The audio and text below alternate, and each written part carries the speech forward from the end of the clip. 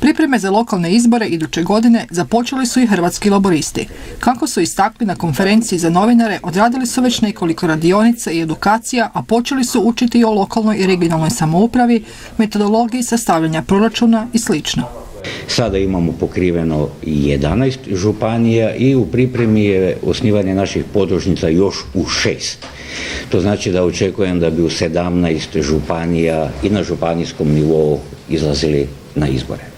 Isto tako, s političkim analitičarima analizirali su viđenje Hrvatskih laburista među konkurencijom, odnosno mogućim partnerima.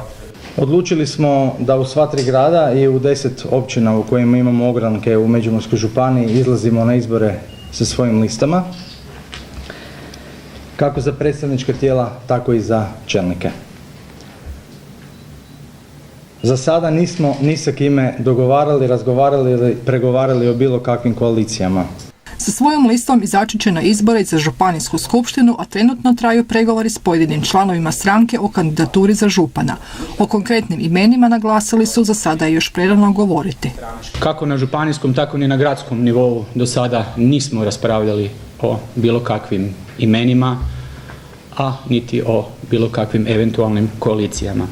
Kad se već spominju koalicije, predsjednik stranke Dragutin Lesar naglasio je kako će svim ograncima i podružnicama savjetovati da na izbore izađu samostalno. Ako će i eventualno doći do koaliranja, za sada je jedino sigurno da to neće biti HDZ.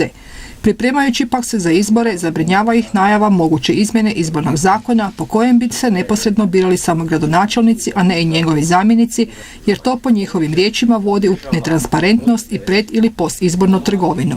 Nakon dužeg vremena napokon su isposlovali svoj ured koji se nalazi u barakama bivše GK, gdje će svakog ponedjeljka od 7 do 19 sati primati građane sa njihovim pitanjima i problemima.